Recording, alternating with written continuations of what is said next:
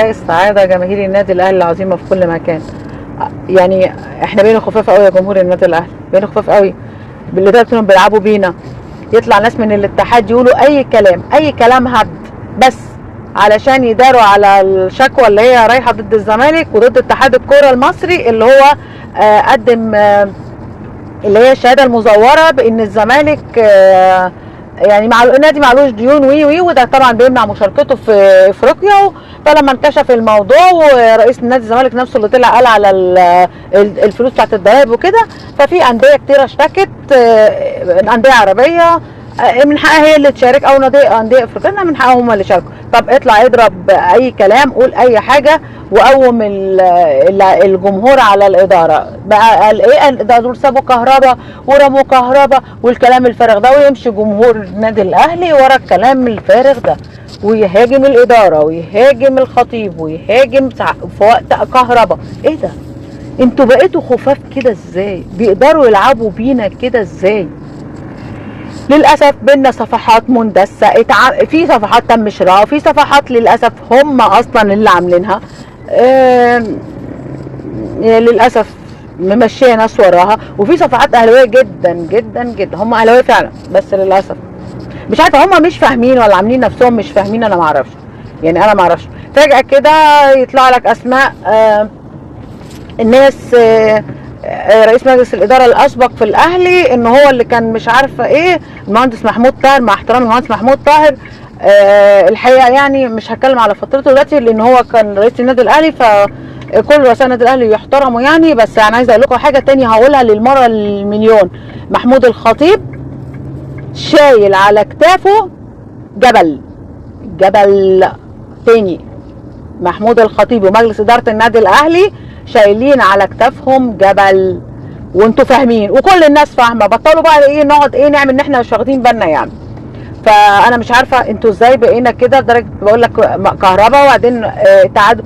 انت سايب الفجور التحكيمي واللي حصل ليك 4 ضربات جزاء يتحسب لك منهم واحده بالعافيه، وواقف ابراهيم نور الدين قدام الشاشه يمكن يلاقي فيها اي حاجه عشان ما يحسبهاش. يا نهار ابيض، وهدف صحيح 100% يعمل لك الخطوط اللي معموله للاهلي بس دي عشان يتلغي. طب انت عايز ايه؟ انت النهارده انت ليك جون اتلغى، ليك 3 ضربات جزاء ما اتحسبوش، وجاي تتكلم على اللاعبين والجهاز الفني والاداره. ده ايه ده؟ احنا بدل ما نقف كلنا ضد الناس اللي بتحارب النادي الاهلي، الناس اللي هتموت وتوقع النادي الاهلي يا جماعه، والله العظيم القصه كلها ان الخطيب يقع واداره الاهلي تقع ويجي اي طراطير تتحط في مجلس الاداره بعد كده بقى يبيع يشتري يعمل، مين يحط ايده، مين يبقى متحكم في الاهلي بفلوسه برزه باي حاجه. يا جماعه فوقوا ارجوكم، فوقوا. الاداره دي هي اللي خرجت الناس اللي كانت عايزه تحط ايديها على النادي الاهلي، وده مش طبيعي ان هو مش هيعدي بالساهل، لان يعني كان حد عايز يتحكم في الاهلي وما ينفعش، لان الاهلي ملك الجمهور وملك للشعب ملك للبلد. فارجوكم فوق يا جمهور النادي الاهلي. احنا مش هنفضل بس قاعدين احنا سيبنا الموضوع بعدين ماسكين في بعض. ما ينفعش نمسك في بعض، ما ينفعش يتحول الموضوع ان احنا بنشخصنها ما بين قصه اصل انتوا دراويش مش عارفه مين. عيب، احنا ما حدش دراويش حد، احنا كلنا جمهور للنادي الاهلي. احنا بنقول احنا قاريين المشهد، احنا شايفين المشهد. ولادنا الصغيرين اللي عاملين صفحات اسمعوا الكلام. الموضوع احنا مش بنفرض عليكم رأي ولا بنفرض عليكم شخصيتنا يا جماعه. انتوا ما عشتوش قد ما احنا عشنا ولا شفتوا في الحياه زي ما احنا شفنا. احنا فاهمين الدنيا، مش بقول ان احنا يعني اذكياء في كل حاجه، انا بتكلم في الجزئيه دي بس.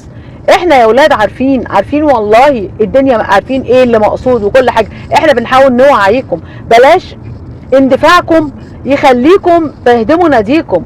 انتوا بتقولوا ان صالح قال الاهلي فوق الجميع، طيب ما ده فوق رايك الشخصي، فوقك انت كمان يا حبيبي، مش بس فوق الاداره، فوق كل واحد بيشجع النادي الاهلي. ايوه الاهلي فوق الجميع، والاهلي عندنا فعلا بالحياه.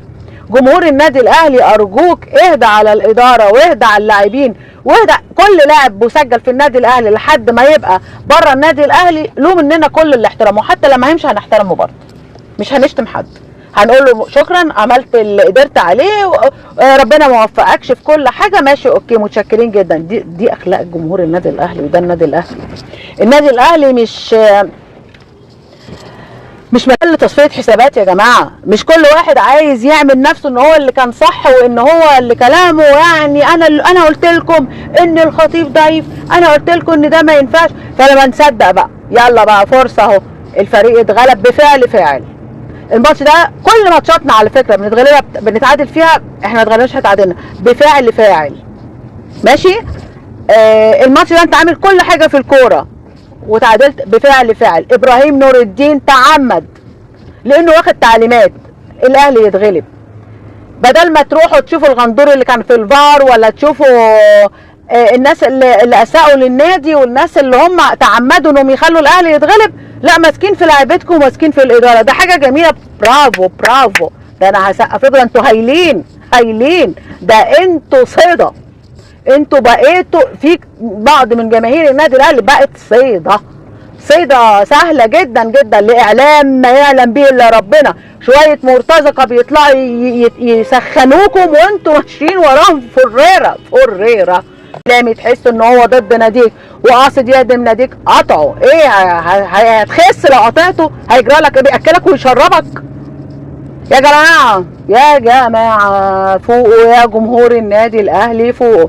النادي الاهلي في اخطر فترات حياته، النادي الاهلي عدى السنه الاثنين اللي فاتوا دول بقوه وصلابه الخطيب والاداره والجمهور، تاني بصلابه الخطيب والاداره والجمهور الواعي. لازم نرجع تاني ايد واحده، ارجوكم نرجع تاني، ننسى كل الخلافات يا جماعه، حب النادي الاهلي زي ما انت عايز، ارجوكم المره دي تعالوا الفتره دي نحب الاهلي كلنا بطريقه واحده، هي حمايه الاهلي، وحمايه الاهلي مش هتيجي الا بدعم النادي الاهلي، بدعم اداره النادي الاهلي. توقع اي حاجه طبعا في ماتش النهارده ده اكيد طبعا انسى، ده المكسب مضمون طبعا. ليه بقى؟ عشان كمان يقومك اكتر على فريقك. ارجوكم احنا قدام مخطط بشع فظيع، احنا جمهور النادي الاهلي السند، احنا الظهر على الحلوه والمره معايا، جمهوره ده حماه. ايه امال كل الشعارات دي احنا بنقولها كده كلام في الهوا ولا ايه؟ انا بقولها تاني، انا بجدد دايما ثقتي في الاداره وفي اللاعبين وفي الجهاز الفني طول ما هم بيقولوا موجودين. مش هقبل اي اهانه للنادي الاهلي ولا لاداره النادي الاهلي ولا لمحمود الخطيب، تقولوا علينا دراويش ما تقولوش دراويش، على فكره اللي بيقول علينا ده حد يا عيني عبيط انتوا بجد ده يبقى شخص غبي. احنا انا لما بقول على الخطيب او بنقول الكلام ده مش حبا بس في الخطيب واحتراما للخطيب وتاريخ الخطيب، لا يا جماعه، احنا بنقول الكلام ده لان احنا شايفين الدنيا ماشيه ازاي. ارجوكم يا جمهور النادي الاهلي، ارجوك ارجع داعم، التحكيم ضدك بفجور وانت عارف وشايفين، عملوا فار علشان يشرعنوا تحكيمهم الفاجر، جابوا رئيس لجنه حكام ما شاء الله على طول اجازات كده علشان عادي، بس الدولارات تروح للراجل ده وهو اجازات عادي، هم ده جايبينه اصلا منظر برضه تاني عشان يشرعن بلاويهم. بس هي دي القصه.